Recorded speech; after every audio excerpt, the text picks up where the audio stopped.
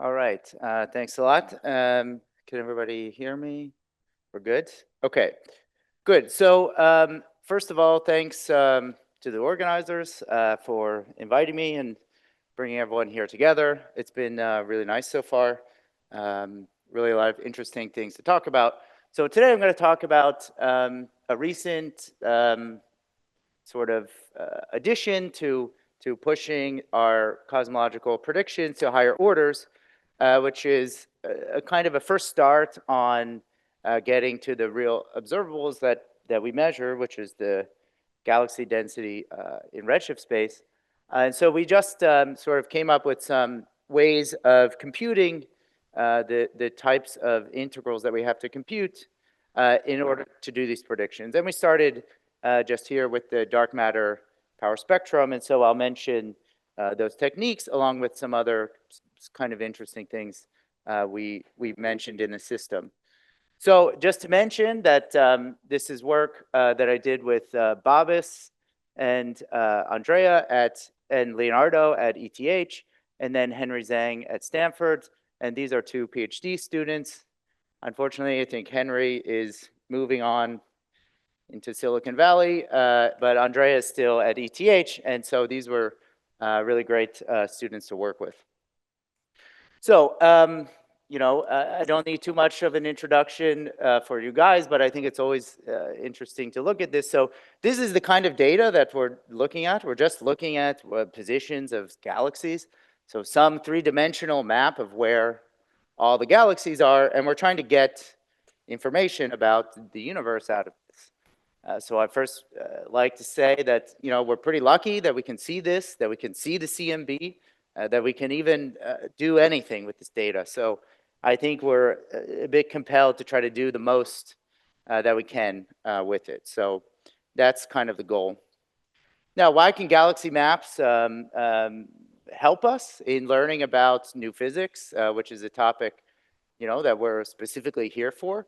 So this map is sensitive to a lot of things that happen in the universe. So it's sensitive to the initial conditions of the universe, which would tell us something about inflation. It's sensitive to the various kinds of interactions among all the various kinds of different particles that are there. So we learned a lot about that in the CMB, for example. But there are some things that could maybe affect this map that wouldn't be affecting the CMB. So that's sort of what we're looking for. So there's a kind of the standard lambda CDM parameters that we can measure in this map, like the amount of matter, omega matter, the current expansion rate, H naught, the Hubble rate, or the amplitude of perturbation, sigma 8. But there's also various other kinds of effects, which are things that people have been talking about in this conference, and we'll hear more about. So other kinds of BSM physics or something that could also affect this map. And so in general, what we want to do is we want to first understand this general system, which is dark matter, or largely dark matter coupled to gravity, and then sort of look for some signal, some BSM signal in that. But first, it's very important to understand to a high precision just this basic system, which is dark matter and baryons, say, and gravity. So the method that we use to tackle this is by using correlation functions. So in the density, delta is the overdensity of the matter, and we can measure the 2-point correlation function of this density, the 3-point correlation function of the density, et cetera, which define us in Fourier space, the power spectrum, the bispectrum, trispectrum, and so on. And so those are the main observables that we'll compute and that we'll also measure to compare with in the data. And again, just to show you a little bit of what it actually looks like. So this is just a plot of the measurement of the power spectrum in Fourier space. It has some shape, and our goal is to predict this shape and to get information from this. So in Fourier space, of course, on the left-hand side, these are at bigger length scales. So this is where the theory is more linear. And on the right-hand side are shorter length scales, which is where it becomes more nonlinear. The challenge here, though, is that this is a very complicated system. So in the CMB, in some sense, we're pretty lucky because it's all linear physics. So even though there's a tremendous amount of particles and interactions, and it's sort of complex system, it's linear. So you can eventually just write a very fast code, taking into account everything, and then start testing one by one all the different things that go into the CMB. And so then you can start learning really fast what is present in the early universe because it's linear. Um, you can also think, I think for the standard model of particle physics, we're also kind of lucky that, and in fact, most of what we've discovered are things in this kind of perturbative, sort of weakly coupled regime. And why is that? Because, well, you can do the experiment and you see something, but you need to compare it with some prediction, and we're quite good now at computing loops and amplitudes for weakly coupled systems. So you can just calculate a bunch of different particle content observables and then compare it immediately with what you see. So the large scale structure, though, is highly nonlinear on small scales, and that's going to be the main challenge. But the payoff is that it's three-dimensional, whereas the CMB is two-dimensional. So we hope that we can get more information out of it. So this is kind of the balance that we're working with. So roughly, you know, the precision that we can measure is 1 over the square root of the number of modes, which is proportional to the maximum wave number cubed that we can measure. So one thing that we can try to do as theorists is increase this Kmax. So just to have a better understanding of the theory. It's of course a bit more complicated than this, but this is the main idea of what we're doing. So just to sort of put this in perspective, also with, you know, news that CMBS4 is maybe not happening and things, it's important to take advantage of the data that you have.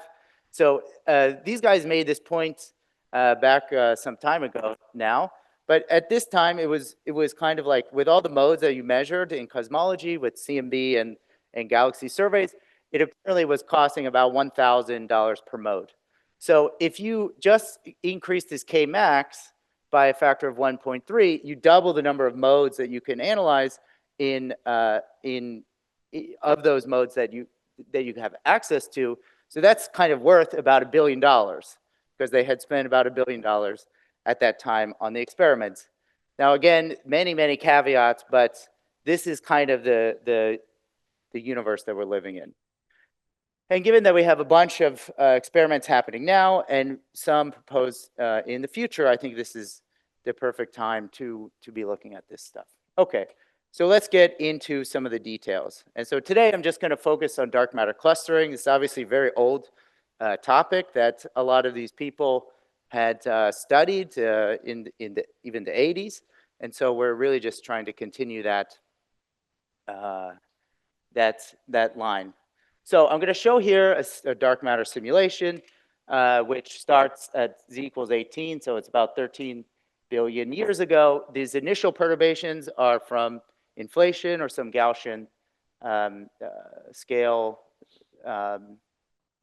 power spectrum.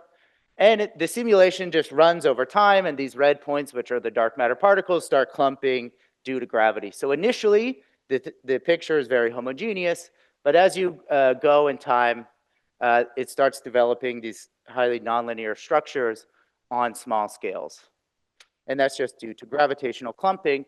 But if we look at this map on about this scale, which is 10 megaparsecs, and we smooth it, we get a map which again looks back much more sort of homogeneous, but has long wavelength perturbations in it. And so our goal here is to describe this sort of smoothed map on large scales. And this is exactly what effective field theory does for us. So it gives us some controlled way to analyze the large scale modes, even given some very complicated short scale physics. And it tells us how do the short scales actually affect the long wavelength modes.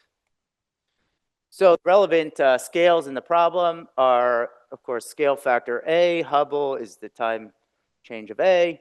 The dark matter fluid will be described by the density over density delta, the velocity of the fluid V. And then there's kind of the important nonlinear scale, which is roughly the scale that a dark matter particle can travel in the history of the universe. So like 1 Hubble time. So it's the velocity of the dark matter divided by, or times the time that it can travel, which is a Hubble. And since this is cold dark matter, it's very non-relativistic.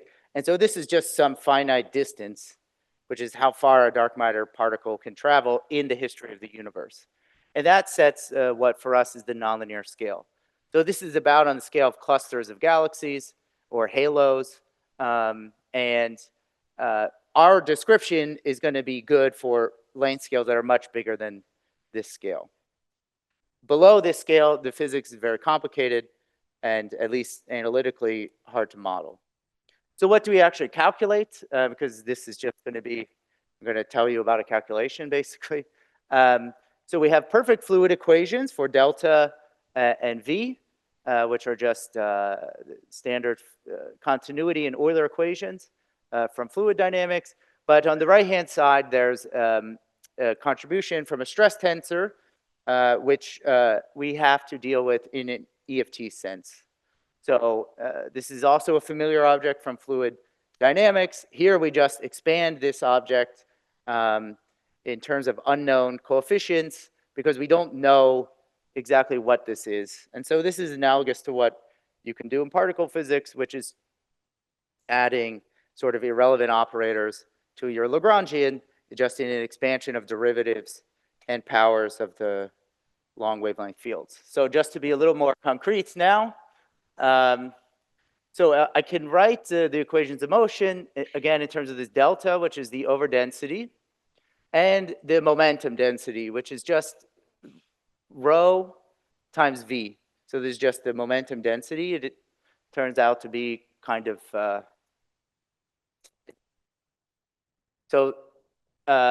this pi is a vector. So it has a scalar part and a rotational part, pi s and pi v. And if I write the equations of motion in these variables, I first have the gravitational one, which is the Poisson equation. I have a continuity equation relating delta with the momentum density.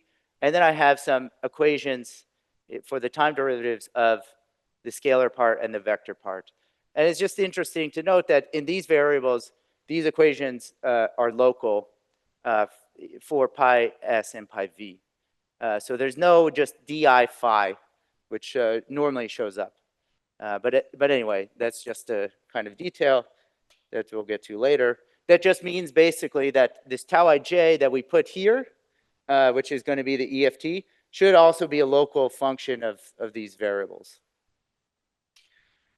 Okay, so an important thing that we learned about this system also a long time ago is whether or not it's local in time or it's non-local in time.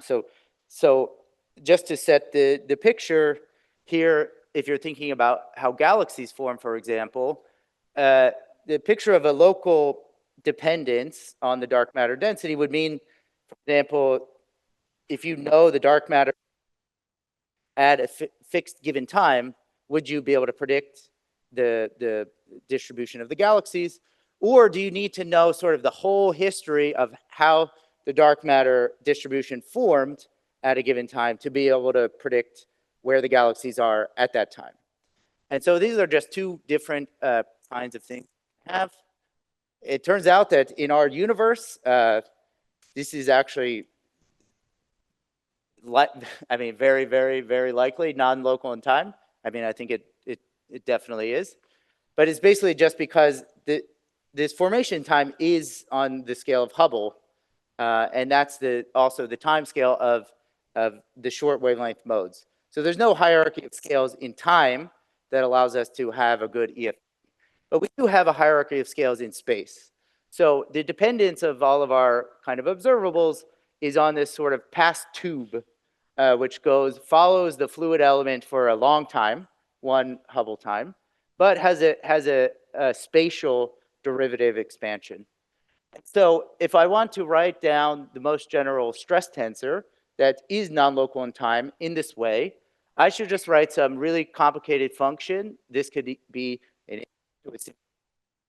it could be the true function of the universe or whatever. There's some answer that takes in a bunch of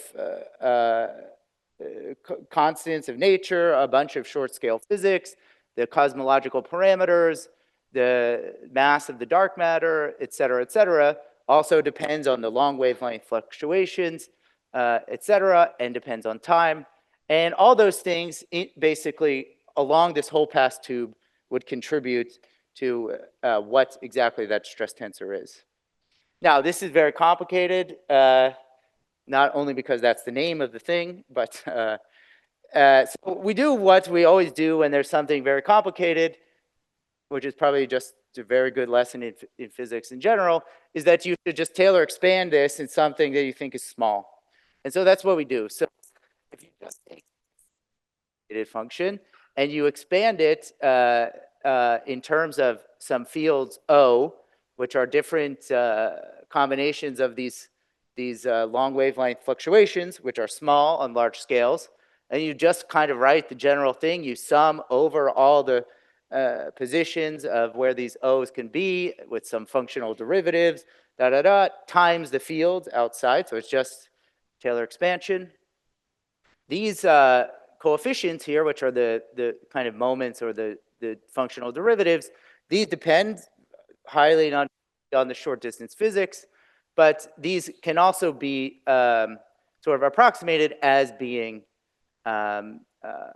just dependent on time. Because of spatial translation and rotation invariance, you can average over all those short wavelength modes, and they end up just being functions of time. This is just details to show you that it starts out very complicated, but it starts simplifying very easily. So then this expansion over this tube becomes an expansion in integrals of these fields. Just write them here, evaluated along the fluid element, but integrated in all these different times. So even though we said we're simplifying everything, and for the dark matter 2 loop that I'll mention, we have to go to third order in the fields.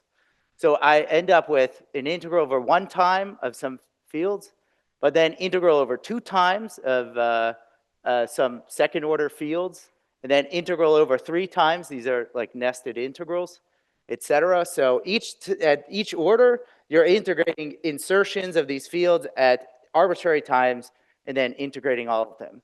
Again, this looks very complicated, but luckily, we sort of know the leading time dependence of all these fields that we put in. It's just d to the a, or d of a, the growth factor. And so you can actually just formally do these time integrals.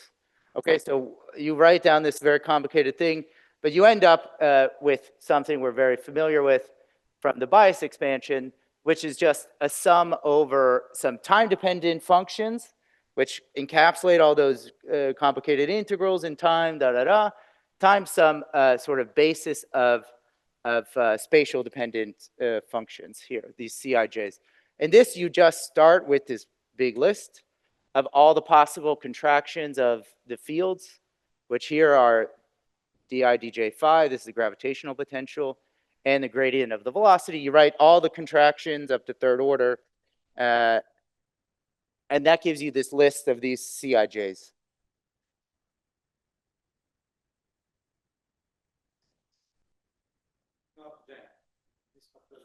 The factorization there is definitely, yeah, it's undecided plus the fact that the dark matter just clumps is scale independent at linear order. Yeah. Yeah. So for that, we're lucky. You can just also, in Mathematica or some other way, look for what the basis of those functions is. Generally, if you just write down all the possibilities, you end up with a bunch of redundancies, but you can just check somewhere in some way. You can build a systematic basis, or you can just check in Mathematica. And so at third order, you end up with 18 of these functions. So it looks like there's 18 free coefficients in expanding the stress tensor to third order. Now, one thing is that you can compare this to what you would get if you did a local in time expansion, which is basically just all of those integrals go away. So it's just writing down contractions of the fields where everything just depends on the fields at this point only. And you actually find in this case that there's only 17 coefficients. So that's interesting. It means that actually the difference in one bias parameter or not could tell you the difference of whether the structure is forming locally or non-locally. So this is the dark matter stress tensor, but I just want to mention that we had also found that for galaxy bias, fifth order, so it's a much higher order, is the first time you see this difference in the galaxy bias. So in the galaxy bias at fifth order, the non-local in time has 29 biases, the local has 26. And so technically, you can tell whether or not the galaxies are forming over a Hubble time, okay? Because if you measure one of those extra 3 bias parameters, it can only come from this non-local in time Hubble length evolution. And so I think that's pretty cool. It means that just looking at a static picture of the universe, this distribution of the galaxies, at a single redshift, even, you can tell if that structure formed over a whole Hubble time. I think that's really interesting. And so the way that we will see it is these different bias shapes, which are kind of like wrinkles or different correlations, different wrinkles in the plots of the power spectrum and bias spectrum, et cetera. And it just reminded me, it's exactly how we tell ages in photographs, which are also just a snapshot in time, is that you look for the wrinkles. And so if there's different wrinkles, that's how you can tell the age. So that happens with the large scale structure as well. So anyway, okay, that was a lot of just kind of formal details. But at the end, you just have your basis of 17 functions for tau ij, and you go in and you can solve the equations of motion. Yeah.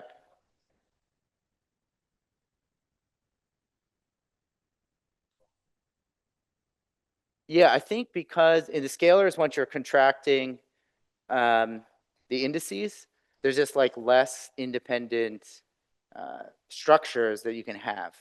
So at lower order, if you contract the indices, more things will become degenerate. So there will be, it's easier for tensors to be independent at lower order than it is like just for scalars.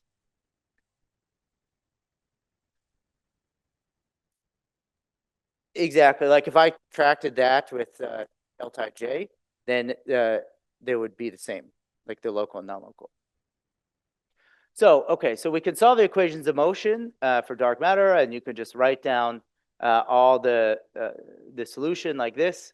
These tildes just mean time independent, but so it just, here, this is, we're paying attention to the spatial dependence. And so you just iteratively find the solution.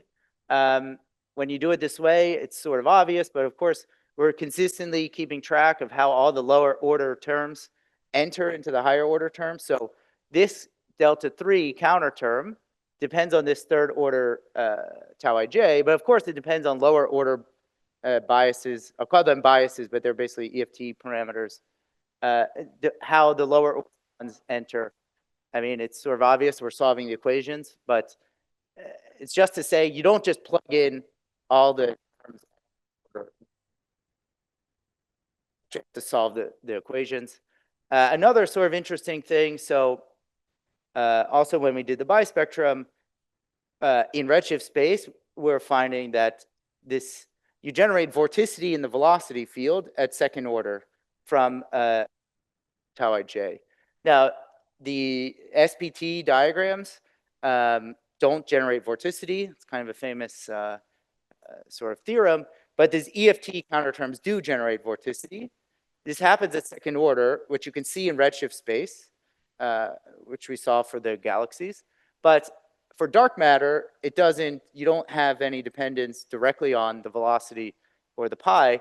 But once I go up to third order, I can see this vorticity. And so the vorticity at second order enters the dark matter density here through this pi at second order. Yeah?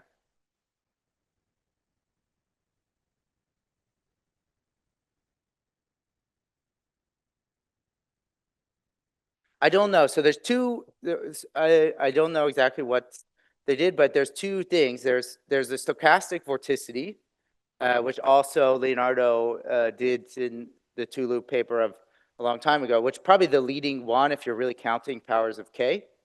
Still very small. This is all still small. But this is a kind of response vorticity, so it's not a stochastic one. So I'm not sure if they had the same one or if it was different, but there are those two different ones.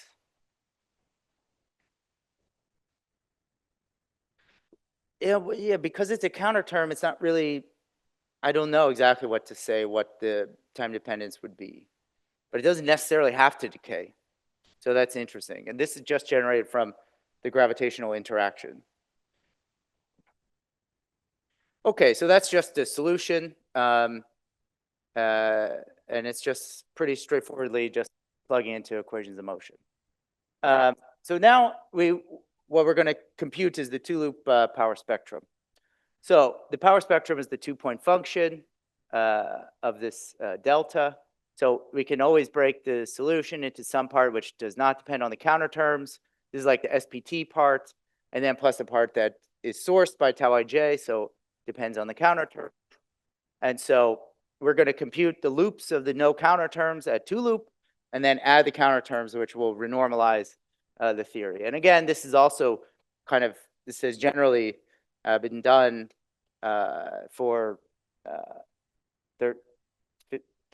12, 13 years so far. But the main thing, which I'll get to at the end, is how to evaluate these integrals efficiently.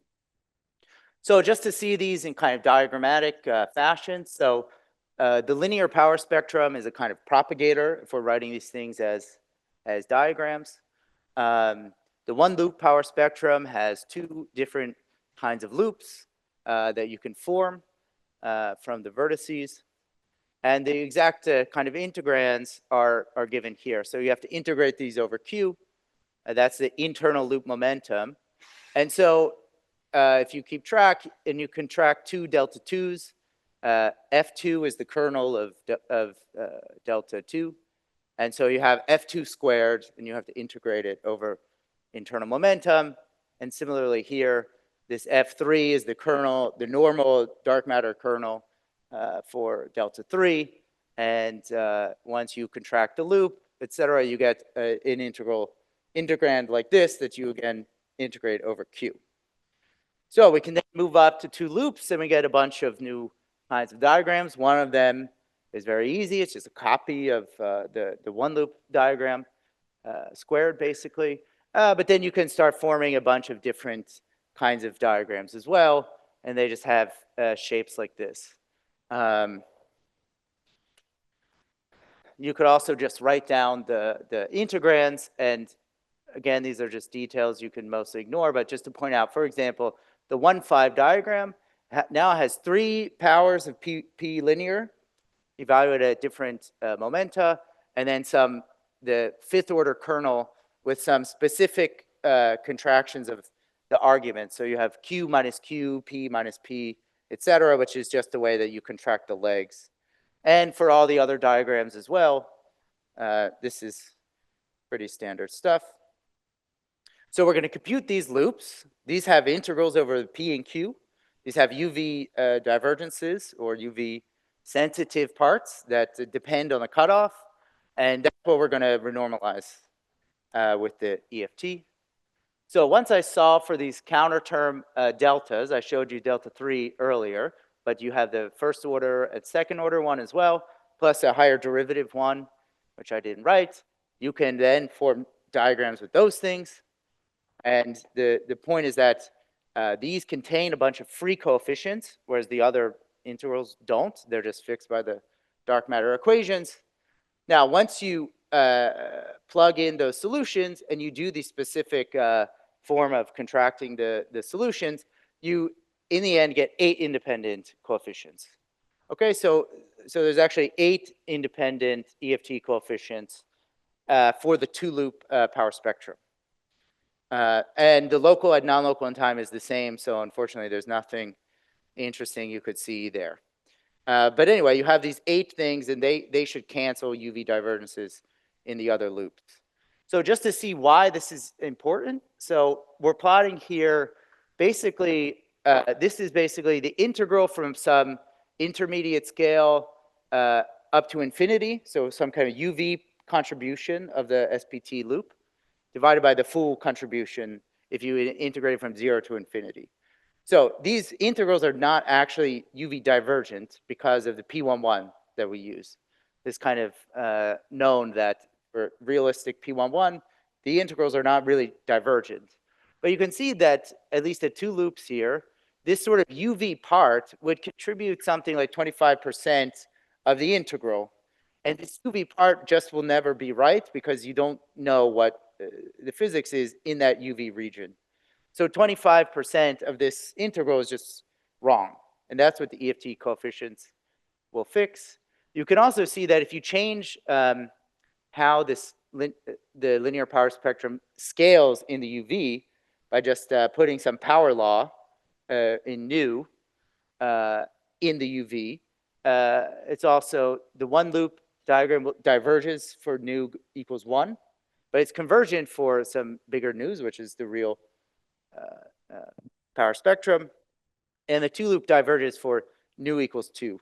So if you had just a power law cosmology, you would really get divergences. Okay, so the way that we can regularize these integrals is basically we break each integral into some UV regulated part, which we put in X in the diagram, meaning this thing is, we remove the UV from this integral, and then and then we kind of add it back as the UV limit of that loop. Okay, so we just extract out the UV limit of this loop, write it as a UV sort of finite or regulated part plus the UV dependent part. And of course, famously, one loop, this UV sensitive part is just k squared p linear. Okay. Yeah. Good question. No, we actually, we will Taylor expand the integrand, take the UV limit, and then subtract out the piece which is UV divergent. So I wonder if I have an explicit equation. Yes, yeah. There's some dependence on your yeah. There's some finite part that we don't know, or you could keep track of more. But at least this removes the major UV dependent part. I do have an equation coming up, so I'll show it. But there is some regularization dependence, scheme dependence. Yeah. So now at 2 loops, it's a bit more complicated, and that's where Babis and Andrea came in. These are experts in QCD loop integrals, so it was really nice to see how very easily they do all of this, like a hot knife and butter, just like simple. Give them expressions, and they regulate everything. So at 2 loops, here's the way it goes. So again, we want to write it as a regulated piece plus a sort of single hard limit, so a single UV limit piece, and a double UV limit piece. So in these different diagrams, so where's an example? Yeah, so for example, this one, 2 loops here, there's a UV divergence when one of the momenta goes to infinity, but there's also one where both go to infinity. So it has a piece here that is sort of the single, called the single hard limit, and here the double hard limit. So again, but this is basically just Taylor expanding the integrand and making sure you don't double count the subtractions. So yeah, so the way you can do it is you regulate the 2 loop piece first in a single hard limit, then you do a double hard limit regulation of the thing with it already subtracted, just details, so we don't double count. So yeah, here's an example of the UV limit for this P42 diagram. So we just expand out the integrand in the UV limit. You get an expression like this, which is the leading UV divergent piece here, and this is what we remove from the integrand. So there's some finite part. So we have an explicit scale that we integrate, we remove above this scale. So that's removed exactly. But the integral from 0 to 0.6 remains as a small finite piece in there, and that would be your dependence on the scheme. Yeah.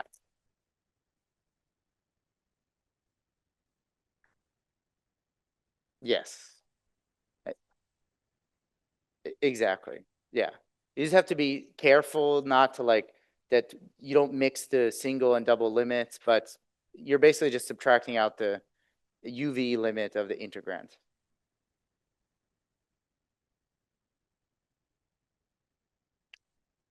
Yeah, there's nothing fancy. Although the way they do it is fancy. I guess their integrals are maybe harder, but yeah. The one at the top is, but this diagram only has the single limit. But this would be how you would do the double hard, which is that one with the two lobes. Yeah.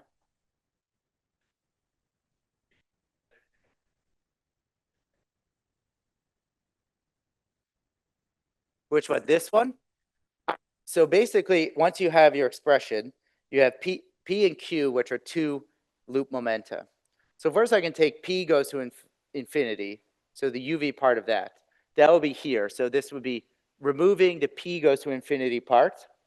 But now I want to take that one already with P removed and then apply the procedure again. It just, and so that's why it's inside of there. So I apply it to the one already with one of the momentum removed, which just makes sure that it don't double count.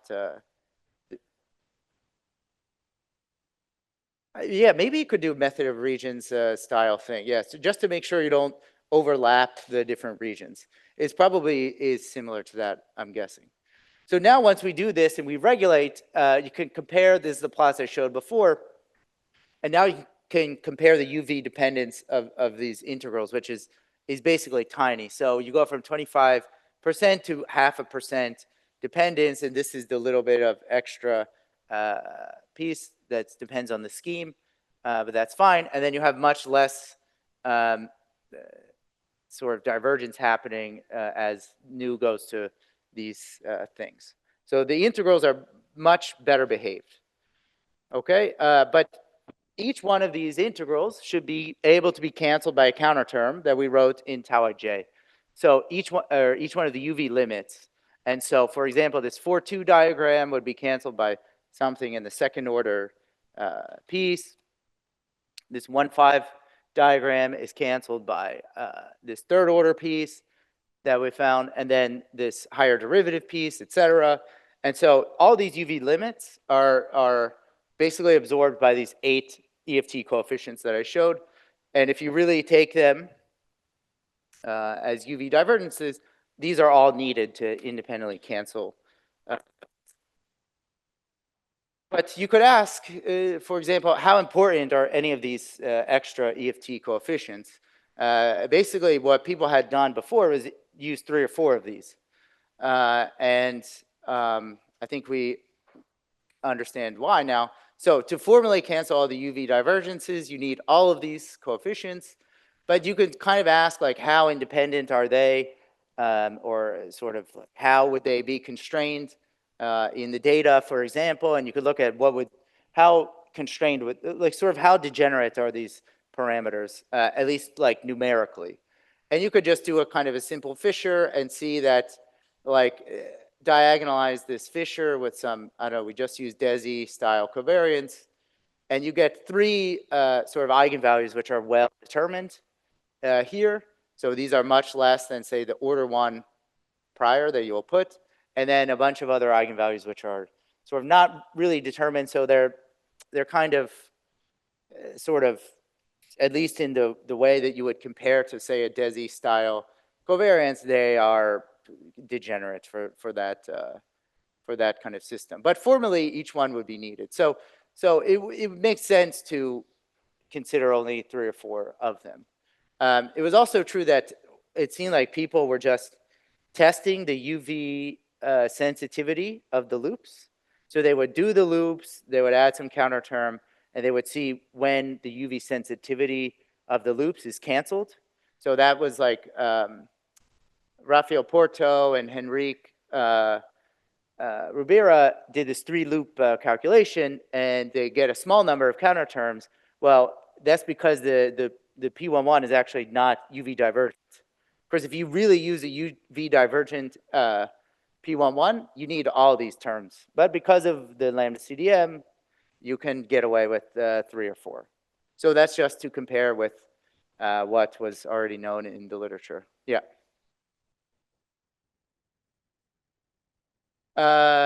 This was like, so we did z equals 1.23, and I think we did k max like 0.4, 0.5, 0.6, and tested a bit to see. So yeah, of course, you could think if you go up to higher k max, you might need more, things like that. But this was just a rough thing to show that's kind of consistent with, yeah. How do you choose what? Oh, I just did 0 here. So basically, I just picked 0. This is a very rough estimate just to see, yeah, just to see sort of if there's a clear distinction between some that are determined well and some that aren't. So someone mentioned the other day that they have some expressions which are really ugly expressions. I think like we live in this world of just very ugly expressions, but we just hide them in Mathematica. So I would say that if your expressions are very ugly, don't get discouraged. Just don't show anybody what they look like.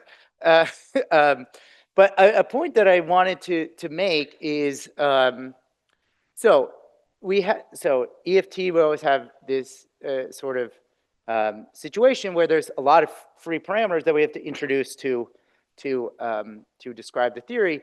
But like for example, just in Mathematica now, I just looked at my expression for this P42 diagram and compare with the number of counterterms that are needed for that diagram. And there's like 20 times more terms here than there are EFT counterterms. These all have coefficients which are predicted by the dark matter fluid equations.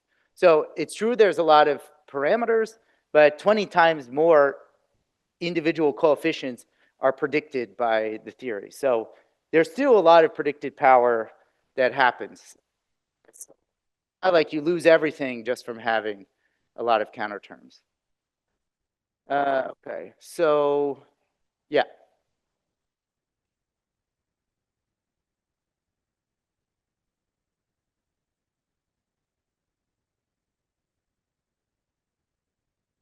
Mm-hmm.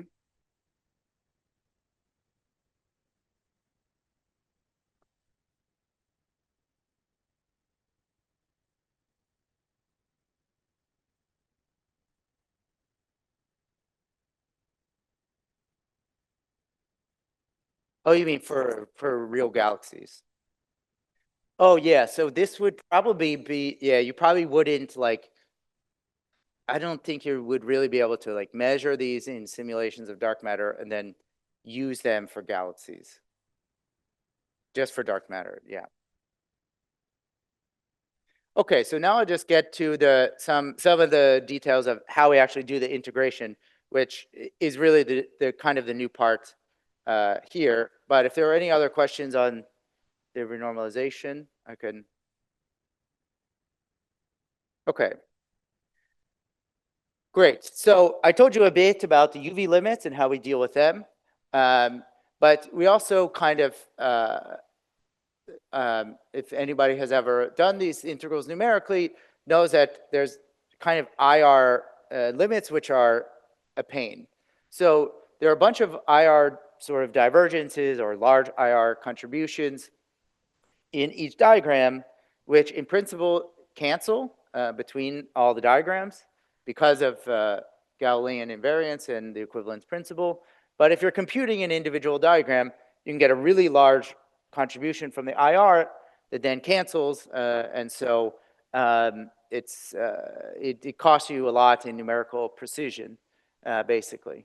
So even though they exactly cancel, if you do everything right, it can make the implementation a pain. So this also, if you've ever screwed up the factor of 2, looking at the IR divergence in P22, you know it's because actually it's divergent for Q goes to 0 and Q goes to K. So there are sometimes different regions in the integration domain that you have to take the IR divergence from each one and then have them all cancel. Well, the QCD people have a really kind of a cool trick for this. So they call it partition of unity, which, again, like a lot of cool things in physics, you just add 1 or multiply by 1 or add 0 in some smart way. So basically, this is what they do. For example, for the 2-2 diagram, you write it, so this has a divergence, k goes to q, and q goes to 0. So they just write it as these sort of factors of, they just multiply by 1 and write it as the sum here like this. But for example, this term will have now only a divergence for q goes to 0 because the k minus q1 will cancel. This will cancel. So you have to know a little bit of the divergence structure to do it. But this will cancel the k minus q in this one. And this one only has a divergence for k goes to q because this q squared upstairs will cancel the q goes to 0, 1. So now each integral only has a divergence at 1 point. And then these are actually just related. They're just the same integral by a change of variables. And so it's just equal to one of them. So now this integrand only has a divergence at 1 point. And so it's much easier to deal with. In the two-loop integrals, you can also do this systematically to take the multiple regions and map them to 1 point. And then it's actually then becomes numerically much simpler. Say if you go to if you map everything to q equals 0, because it actually doesn't diverge because of the measure. So if you really go to q equals 0, there's enough q's upstairs that numerically this integral is not big. It's the one that was at k equals q was actually the big one. But here at q equals 0, because of the measure, it's finite. So this is actually totally reasonable to do numerically. So whereas you were getting a big contribution from this one, this q equals 0, 1, it's actually small. So so once you do this kind of systematically, the numerical integrals are pretty easy to do. So now how do we, so what's the meat of the kind of the new thing that we did? So we learned over the years that evaluating these integrals every time for an MCMC chain is sort of one of the big challenges we have. And so using a smart basis of the linear power spectrum is one way that we can evaluate these integrals quickly as we scan over cosmologies. So what we do here is just, we're going to compute fully the two-loop integrals on some reference cosmology, which we call the zero cosmology. So compute all those integrals on the cluster for a reference cosmology, say the Planck best fit parameters. And then we're going to, if we have a new cosmology that we're looking at in the MCMC chain, we look at the difference of this linear power spectrum and you rescale it by something so that basically they match at this sort of overall shape matches. And now I have some difference in these power spectra. And so we're going to fit this difference with a set of basis functions. So instead of trying to fit the whole power spectrum, we're going to fit this difference, which is a much more kind of tractable function. So in FFT log, we were always trying to fit fully this full power spectrum with power laws, and this power law changes here, and so it was kind of difficult. It has a lot of terms, but if we just fit the difference and use the right functions, it can become a little bit easier. So the functions that we use to fit here are these kind of weird different kinds of propagators. So this is also what we use for the bispectrum. They're kind of massive propagators in QFT, but you could just think about it as any sort of set of basis functions that you use to try to reproduce the function that you have. And so you can see how well it reproduces the function here. So basically this set of basis functions is fixed. And so when you scan the MCMC chain, you just do a model fit for these parameters for each of the power spectra that you use. So all the cosmology dependence is here, and these basis functions are fixed.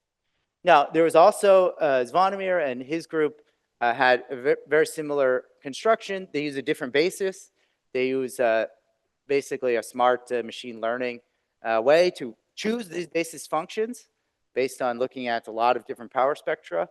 But the idea is the same. So you just have some fixed basis that will never change.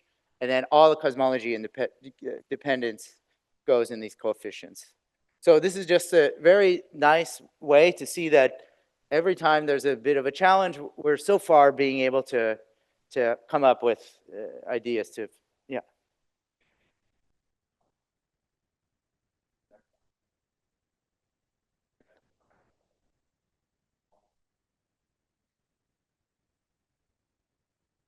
No, no, no. I'll show you how I do have a formula for actually how it goes. Yeah.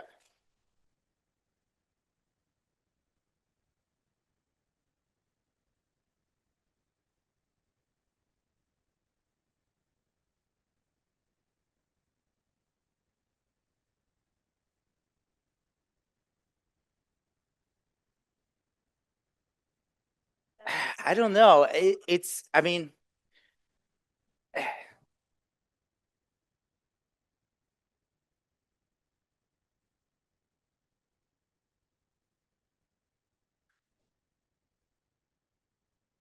yeah.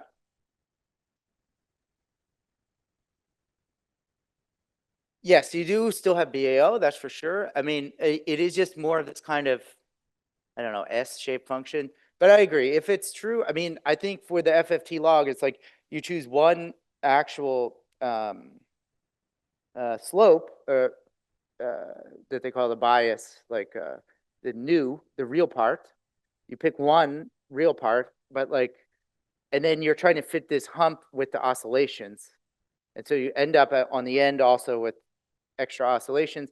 At the end of the day, though, it doesn't matter. If the basis works, it works. So, but I think one of those problems is just that it's not a power law, and that's really trying to approximate something that's like a power law with wiggles.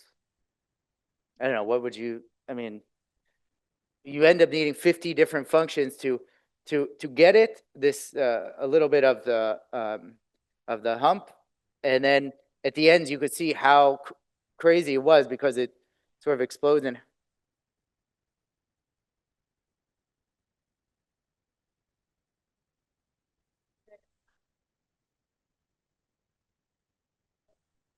sure. Yeah, I would just say that if you, yeah, if you're smart, the computer will do it and it will find the functions and it will find a small number. If you're not smart, like us, then you try to find a simpler function and then approximate that function. So I think that's really the only difference. Yeah. So sorry. So this is the difference between the say the Planck power spectrum and this extra the separate power spectrum. Um, at the bottom, there's two different fits, which is just changing the number of basis elements. One has 16, one has 24. So the one that's blue has 24 elements, and the one that's red has 16 basis elements. So it's just basically how accurately you can recover back the original function. Yeah, sorry, I'm trying to go fast and ignoring some stuff. But also feel free to ask me about any details later. So that's just to decompose the original function. So at each step in the chain, class gives us a linear power spectrum. Then we write that linear power spectrum in this basis. So we solve for the C's at each step. And then sort of the beauty of this approach, which the FFT log was that Marco and JJ and Matthias worked on, is that now all the integrals that you do, you can have a whole pre-computed part or analytic part, and then a part that just depends on those CIs. So if I go back to say the P15 diagram. I have an integral over some P linears of K, P and Q, and the kernel F5. And so I'm going to plug in my expressions for, say, my best fit cosmology Planck, which I'm going to compute everything exactly, plus this delta P, which depends on the C's. Okay, and so now this is some pre-computed best fit cosmology plus a piece which depends on the cosmology, delta P. And so now let me focus on the second one. So that's just the last expression again. And so if I plug in my fit for delta P, I have my CIs here, and then some expression, which this FIs are just those basis functions that I wrote. So a set of, say, 16 or 24 basis functions here, and then an integral over K and Q of some fixed things. So again, the Planck linear power spectrum, 20 different basis functions, and whatever the F5 kernel is. So you just write it. And this integral, then we do this integral now numerically, and we just save it in the computer. And every time that we do the decomposition in the chain, we just multiply the coefficients that we fit times this integral, which is pre-computed for a set of k's. So in FF, this would be an analytic expression in terms of the different biases. It looks great, it's fancy, but here you don't necessarily need it to be analytic. You just need to save some finite set of integrals, which for this whole calculation, all the loops, it's saving about 3,500 of these integrals to do all the different kinds of loops in up to the order that we do it. So once you have those saved, they're just different functions of K, and you just have to dot them into the C's to get the loop integral over those parameters.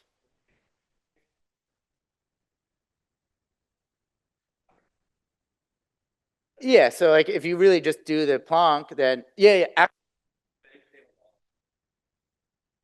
Yes. So for example, these all have 3 powers of P. So in some of the diagrams, you could have delta P cubed, which would be Ci, Cj, Ck times 3 different tensors. A tensor with 3 indices. That one's really small in this case. So everything we did ignores that. Now, you can use it if you want, but for this case, to get this sub% precision is fine. So that's the point. I think they do all 3, yeah. So this is some advantage. They also have many less basis functions, which it's interesting to see also. I mean, end of the day, I don't care what basis functions we use. This is just a nice way. So if I don't know if there's a particular advantage here over the numerical basis, but in any case, it's yeah. So they could also do this, and then I think it would become sort of even faster for them. So that would be pretty neat to see. Yeah, yeah. So then once you want to run it, it's already very fast. So I don't know if they would even need to, but you can expand. And then of course, like you can expand over 10 different cosmologies, compute them exactly, and then kind of interpolate between. There's other tricks you can play, but for now, this is all pretty good. And I'm getting to the end now. So basically, it just kind of shows the final results here. Just reproducing these integrals. And so at z equals 0, you're kind of at,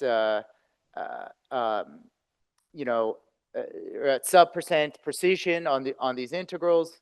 On the wave numbers we care, at z equals 1.23, so kind of a DESI-like redshift. It's even better. So the integrals are, and this includes those approximations, the integrals are done very well. And once you have everything pre-computed, if you just input a new linear power spectrum and run the Mathematica notebook, it's just like 1 second or less to then plot this out. Because again, it just solves for those C's and then multiplies them by some list of 1,000 integrals, and so it's very fast. So that's basically it. I just want to advertise that it's job season now. So at CERN, we're hoping to get some more applicants for in cosmology. So just want to advertise. So look out for that. You can find the announcement here, or feel free to get in touch with me. But I think it would be great to have a nice group there at CERN in cosmology. So with that, I'll end. Thanks.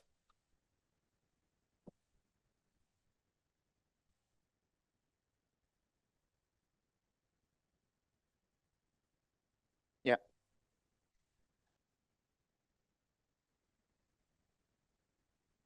How you fix? Yeah. So the form of the basis functions was a Babas invention. So it was like, so the FFT log basis was like a massless integrals in QFT. This is like a massive integral. The massive integral allows you to get a little bit more features. So like it will, as a function of K or Q, it's not just like a power law. It allows you to put different scales in so that it has some features. Also, they know how to do those integrals analytically. So for the bispectrum, we did this one loop integrals can be done analytically as some functions of master integrals, triangle diagram, blah, blah, blah. So that was the original choice of that. It turns out they're also just seem to be useful. Two loops, they don't know the analytic expressions for those things, but they're nice to integrate numerically. So the form was a reasonable starting point. To solve for the different coefficients in each basis or the powers, etc., basically was a kind of trial and error. I mean, you can look at a lot of different power spectra and see if the basis is fitting them very well. And I think Henry went through a lot of pain to find all those values. But I think it was a lot of trial and error. There's no fundamental reason. Yeah. Yeah.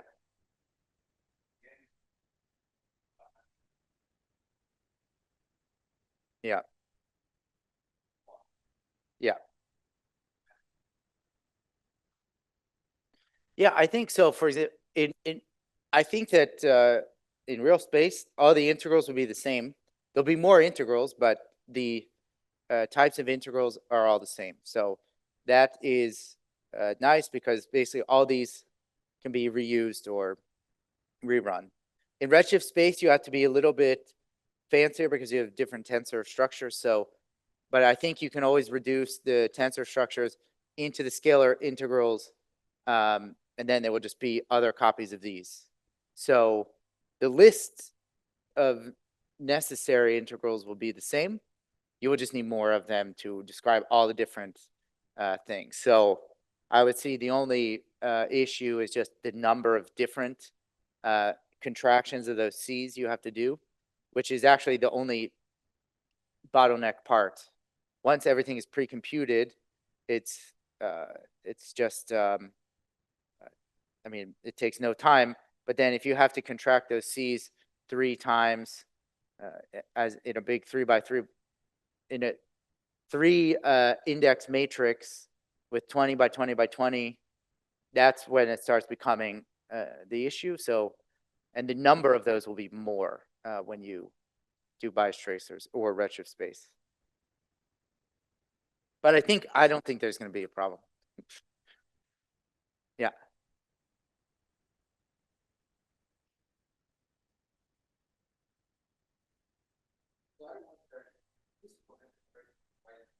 Yeah.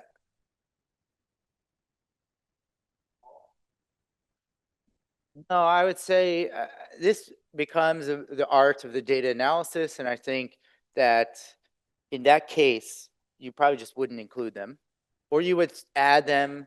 You wouldn't include them, and then you would add one, and you would just find it doesn't do anything. Now, Another point is that if you put some priors on these parameters, like order 1 or order 2 priors, and the Fisher is telling you it's going to be 1,000, the prior will just hold it. And as long as you don't have 100 parameters, it will, your constraint on the cosmology will be degraded a little bit, but the prior will just hold it. It's not determined, and your constraint on the cosmological parameter would be probably not change very much. So it doesn't matter that much. We were just curious why people only did 3 before. No, and but yeah, because I think if the Fisher was telling you there's 5 needed, it would have been very weird that they would found you only need 3 to cancel the UV, their UV sensitive parts. That was mainly the test we were doing. Yeah.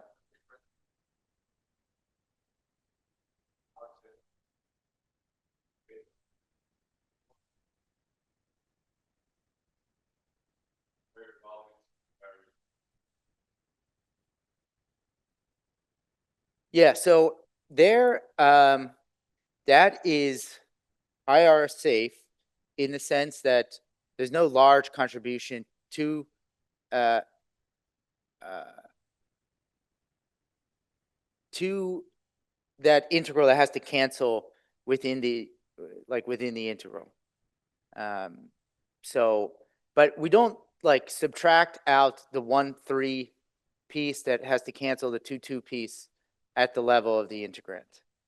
It's just put into the form so that it will cancel with the 1,3 piece exactly, but it's also small individually in each one. So it doesn't fully remove it, but it maps the one, yeah, if that makes sense.